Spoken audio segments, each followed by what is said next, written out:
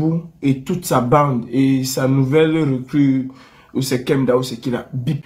Je pense que Stéphane Chumbu verra ce live. Et comme d'habitude, j'attends un droit de réponse. Parce que là, maintenant, je suis prêt à répondre à vos âneries coup par coup. On va écouter ce menteur pathologique. On va écouter ce menteur pathologique. Et on va voir exactement qui sont les manipulateurs. Parce que vous avez passé le temps à le faire. Manipuler les Camerounais au nom de Kamto. Manipuler les Camerounais au nom de Kamto. Aujourd'hui, tu veux faire passer Gignac comme étant le responsable de la chute. Comme étant le responsable du blocage, du rejet de la candidature de Kamto. Mais vous faites ça comment? Vous faites ça comment, vous les Camerounais? Comment vous avez même le cœur? Et puis vous avez des connards qui s'asseyent tous les jours, qui viennent vous suivre. Stéphane Chumbu, avant Gignac, nous avons tiré la sonnette d'alarme ici. Cela t'a intéressé un moment? Tu étais fier de bomber le torse que tu participais aux affaires du MRC, non? Tu y allais, Stéphane Chumbu. Aujourd'hui, c'est Gignac que tu viens mettre à la vindicte populaire. Avant de vous faire écouter ce petit extrait de Stéphane Chumbu, vous ne connaissez pas la différence qu'il y a entre un militant et un activiste. Ici, le but pour moi n'est pas d'apporter un soutien à Gignac par rapport à ses propos. Parce que l'activiste doit rester sur le champ politique. Quand il s'agit d'activistes politiques, il doit rester sur le champ politique. On a des activistes écolos qui restent dans le champ écologique, qui mènent des actions, mais qui restent dans le champ écologique. On a des activistes politiques tels que nous. On peut mieux aussi, hein, c'est presque la même chose. Mais nous devons rester dans le champ politique. Le rôle d'un activiste, c'est de choquer l'opinion. C'est ça le véritable rôle d'un activiste. Et quand on parle d'un activiste, on parle d'un activiste d'action directe. Son rôle, c'est de choquer l'opinion. Son rôle, c'est de susciter le débat par rapport à un acte ou un tel autre acte qu'il peut poser. Et ainsi, il suscite le débat. Gignac est sorti de ce champ politique, il est entré dans un champ beaucoup plus sensible, la fibre tribale. Et là, dans ce cas-là, je ne peux et je ne saurais apporter mon soutien à Gignac. Parce que cela n'a strictement rien à voir avec le champ politique. Même si, il faut le reconnaître, au Cameroun, le levier tribal est utilisé par les politiques. Je ne dis pas par le politique ou par le gouvernement, je dis par les politiques. Parce que dans ce, comment je vais dire, dans cette monoclanture gouvernementale-là, vous avez toutes les ethnies qui se retrouvent là-dedans. Il n'y a pas que les Bétis qui gouvernent au Cameroun. Il n'y a pas que les Boulous qui gouvernent au Cameroun. Il y a des Bamileke qui accompagnent Biya au quotidien. Il y a des... Si il faut taper sur Biya par rapport aux exactions commises sur le peuple camerounais, il faut en même temps taper toutes les ethnies qui l'accompagnent. Dans ce cas, qui va taper qui? Qui va taper sur qui? Parce que tous autant qu'ils sont, ces ethnies-là au Cameroun accompagnent Biya. Nous ne venons pas jouer à la Issa Chiroma aujourd'hui pour faire croire qu'on ne connaissait pas tout ce qui se passait au Cameroun. Vous ne pouvez pas me dire que Issa Chiroma ne savait pas que depuis 40 ans que Biya ne crée pas d'emploi. Donc tous sont autant coupables que Biya. Et tous doivent autant rendre les comptes que Biya. Donc ce n'est pas une affaire de Béti, ce n'est pas une affaire de Boulou ou de Bamileke. Dans le gouvernement de Biya, il y a tout ce mélange ethnique et culturel camerounais. S'il faut taper sur Biya, il faut taper sur Nganou Ndoumissi, comme il faut taper sur Bello Bouba Maïgari, comme il faut taper sur Laurent Esso. Si je veux seulement prendre les 4 groupes sociologiques camerounaises, il faut taper sur tout le monde. Tout le monde est coupable dans ce cas. Et tout le monde doit passer à la casserole. Je ne peux pas soutenir Gignac sur ses propos qu'il a eus. Je ne peux pas. Et tout ce qui était avec Gignac, je ne peux pas soutenir ces gens-là. Mais maintenant, venez faire croire aux gens que si Kamto n'est pas passé, c'est à cause de Gignac. Mais Stéphane Chumbu, c'est fort de café. C'est fort de café, Stéphane Chumbu. C'est toi aujourd'hui qui remets en cause les autres personnes. C'est toi aujourd'hui qui viens me livrer à la vindicte populaire d'autres personnes. Tu l'as fait avec moi. Tu as dit à Mondo Vision que moi, Calibri, j'allais déjeuner à l'Élysée avec Emmanuel Macron.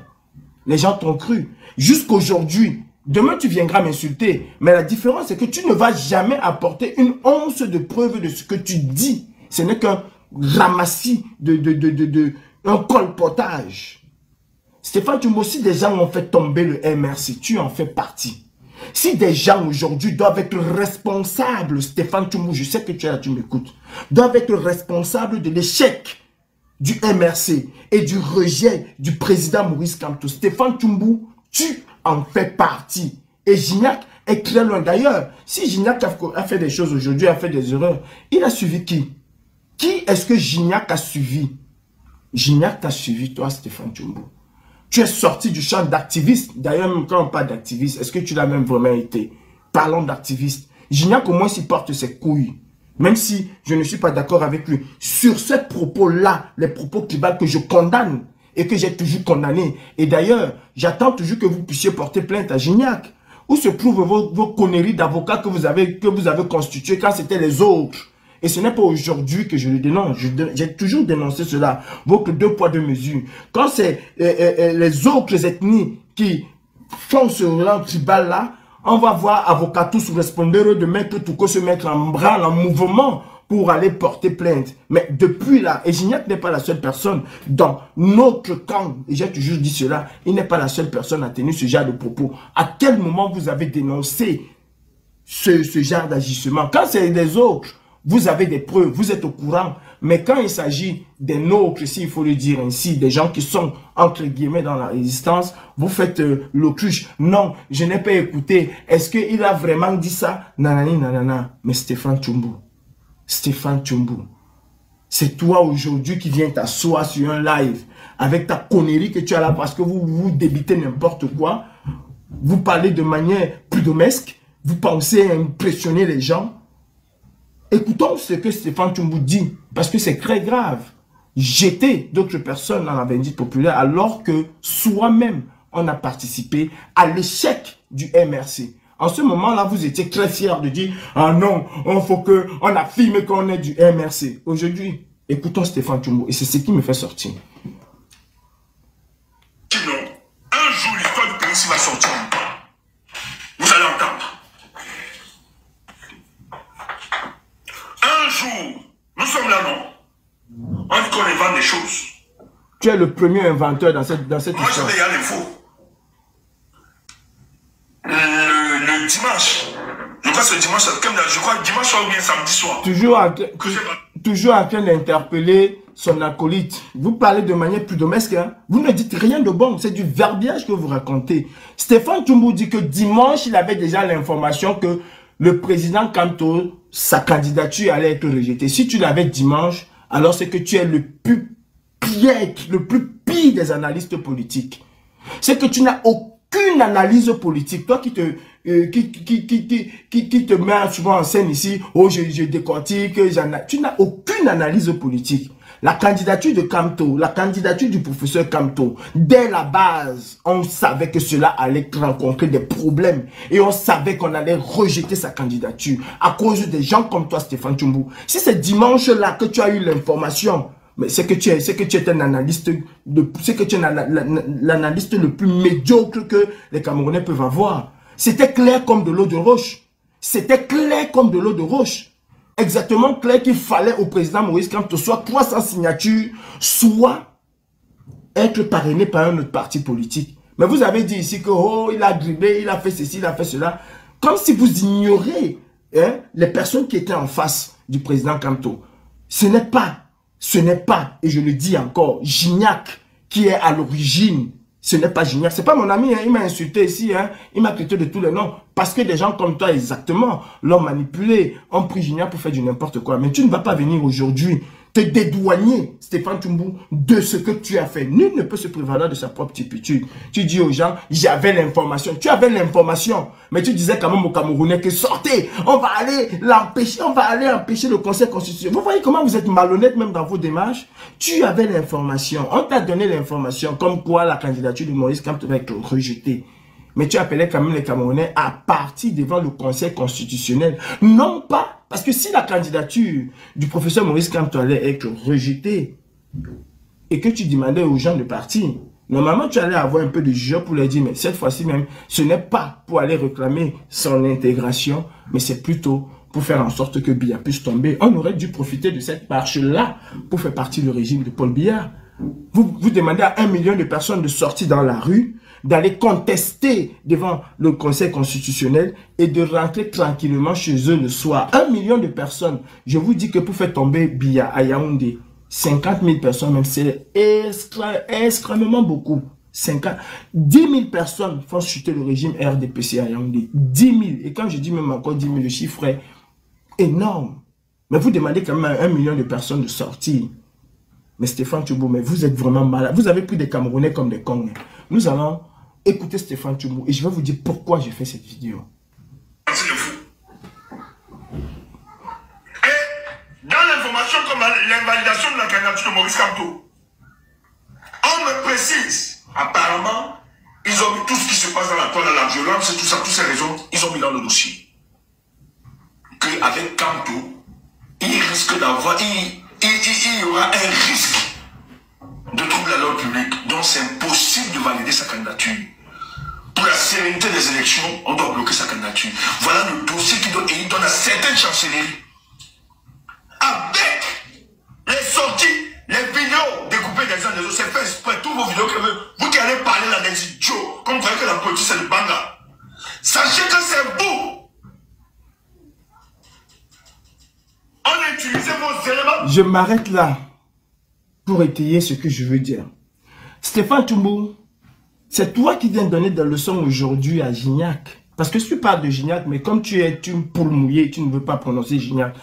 Justement, je suis le dindon de la farce qu'il faut sacrifier. Et quand il s'agit de calibrer, vous ne tournez pas à vous. Mais quand tu veux parler de Gignac, tu dis c'est vous, les idiots. Mais le premier idiot, Stéphane Tchoumbou, c'est pas un règlement de compte, c'est une réalité. Mais c'est toi le premier idiot, Stéphane Tchoumbou. Avant que tu ne fasses cette vidéo pour interpeller Gignac, combien de fois, Stéphane Tchoumbou, moi personnellement, quand on était ensemble, je disais faites attention. Combien de fois j'ai interpellé dans le groupe, dès le début de cette révolution, combien de fois? Prenons un peu le cas de Bendeka. Quand vous avez rajouté Bendeka dans la liste, est-ce que Bendeka était parmi les gens qui ont chanté? Parce que Bendeka, c'est moi et les vidéos sont là qui décident qu'on va boycotter Bendeka. Parce que vous avez rajouté Bendeka dans la liste alors qu'il ne figurait pas. Simplement pour faire du marchandage.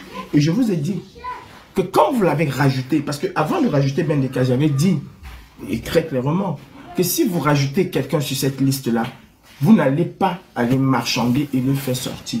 Je me poserai à la sortie de ces personnes-là que vous avez rajoutées dans la liste. Et c'est exactement ce qui s'est passé avec Bendeka.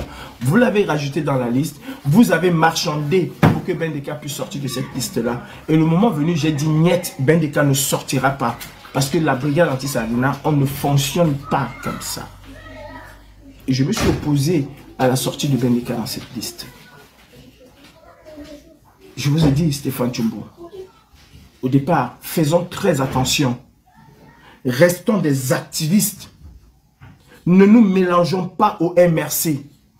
Et ne prenons pas les problèmes du MRC pour faire les nôtres. Si le problème du MRC concerne le peuple, dans ce cas, c'est dans notre champ, nous devons intervenir. Mais si nous devons revendiquer tout ce que le MRC doit faire et le revendiquer en lieu et place du MRC, cela va créer confusion. Cela fera en sorte que tout ce que nous allons faire, c'est le MRC qui va en pâtir. Qu'est-ce que tu disais, Stéphane Tchoumbou? Tu ne te souviens pas de ce que tu disais? Tu ne te souviens pas? Hein? Tu ne te souviens pas de tout ce que tu disais? Des insultes que tu proférais? C'est aujourd'hui que tu viens te rendre compte, Stéphane Tchoumbou, quand aux sorties de Berlin, Coco Argenté a été retiré de cette liste-là, elle et Caresse Fosso, et que vous avez laissé Caris Fosso faire ce qu'elle avait à faire. Mais vous vous êtes acharné sur Coco Argenté, alors même que Coco Argenté avait demandé pardon, alors même que Coco Argenté a regretté d'avoir été à ce concert-là. Et elle a dit que dorénavant, elle va s'occuper des problèmes du peuple camerounais. L'avez-vous laissé une chance? Vous vous êtes acharné sur cette pauvre dame parce qu'il fallait avoir de la visibilité. Vous avez pensé aux conséquences de vos actions avec le MRC et vous étiez tous les jours, Stéphane Tshombo, tous les jours dans les réunions du MRC. Quand Stéphane Tshombo, moi Calibri, je suis monté sur Facebook vous dire arrêtez, arrêtez ce copinage avec le MRC. Qu'est-ce que tu disais? C'était Gignac? C'était Gignac qui allait dans les réunions du MRC, qui prenait le micro, qui présentait les gens dans les réunions du MRC? Quand vous le faisiez là, vous vous attendiez à quoi? Combien de fois nous avons tiré la sonnette d'alarme pour vous dire arrêtons un certain nombre de choses? Quand en 2020, après un énième rebondissement des boycotts, parce que vous avez pris le boycott comme votre arme de survie, quand il y avait une baisse de je ne sais pas quoi, quand il y avait une baisse, quand on ne parlait pas de la basse, le levier que vous activiez en ce moment-là, c'était le boycott. Ah non, on va te boycotter. Quand on vous a dit que le boycott en 2018, les Camerounais pouvaient comprendre le boycott de 2018. Et d'ailleurs, le boycott n'a jamais été quelque chose qui devait être pérennisé dans le temps. C'était faire passer un message aux artistes, surtout aux artistes qui ont presté. Et on a fait passer ce message à ces artistes-là. On devait passer à autre chose. J'ai dans le groupe, si vous voulez, je vais le poster, un message où je disais, passons à la deuxième phase de nos actions et laissons le boycott. Vous avez dit que le boycott était l'ADN de la basse. Comme si c'est la basse qui a appelé au boycott. Non, ce n'est jamais la basse qui est l'initiatrice du boycott. La basse ne suit qu'un mouvement. L'initiateur du boycott en diaspora s'appelle le Code. Et c'est Emmanuel Kempta qui lance officiellement le boycott des artistes, qui appelle au boycott des artistes. C'est Emmanuel Kempta qui dit que vous qui êtes allé chanter là, vous n'allez plus jamais chanter dans cette diaspora. En tout cas, nous allons vous boycotter pour cette période. C'est ce qu'Emmanuel Kempta dit. Et il n'avait jamais dit que ce boycott-là devait être un outil de chantage, Stéphane Tshombo. Il n'avait jamais dit cela. Vous avez pris le boycott. Et d'ailleurs, quand F. Chaleur parlait du boycott, toi Stéphane Tshombo, tu parlais du Cameroun? Tu parlais du Cameroun? Quand nous avons soutenu Willy de Paris ici, que les gens tiraient sur Willy de Paris, toi tu soutenais, tu parlais du boycott? Tu parlais des artistes? Ou même, est-ce que tu parlais même de la situation des Camerounais? Cela ne t'intéressait pas, Stéphane Tshombo. Quand en 2020, on vous dit que le boycott de 2018, les Camerounais pouvaient comprendre, même s'ils n'étaient pas d'accord pour certains, certains étaient d'accord, d'autres n'étaient pas d'accord, c'est tout à fait normal. Mais les Camerounais pouvaient comprendre que voilà, la crise post-électorale étant ce qu'elle est, que ce soit au Cameroun ou ailleurs, elle peut avoir des remous. Mais nous sommes en 2020, c'est-à-dire 2 ans après la crise post-électorale. Je vous ai dit ici, sortons des boycotts parce que ça devient contre-productif, parce que ça devient impopulaire. Et surtout vos accointances avec le MRC rend cette histoire extrêmement dangereuse et très difficile à soutenir pour le MRC. Laissons le MRC dans son cadre et dans son champ politique et restons dans le champ activiste que nous sommes. Laissons le boycott. Le boycott n'a plus de place. Parce que tout ce que vous allez faire, c'est le MRC qui va payer les frais. Et ils vont attendre le MRC aux prochaines échéances. Faisons très attention. Soyons les responsables de nos actes, mais ne faisons pas que nos actes puissent être l'arme avec laquelle on va détruire ce parti. Stéphane Tshombo, qu'est-ce que tu as dit aux gens quand j'ai dit qu'il fallait laisser les Camerounais en diaspora tranquilles et se concentrer sur les Camerounais au Cameroun, les éduquer à la chose politique, les éduquer à prendre leurs responsabilités? Qu'est-ce que tu as dit aux gens?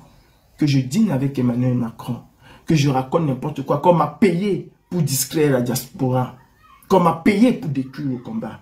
Comme si, quand on veut parler de combat, Stéphane Tshombo, en dehors de tes âneries, de tes paroles ploudomesques que tu racontes, de tes histoires que tu racontes là, tu n'as absolument rien fait de véritable. Quand on était sur le terrain, même, vous parlez du terrain, vous avez fait quel terrain, Stéphane Tshombo? Vous avez déjà monté une opération? Non, vous êtes venu derrière les opérations.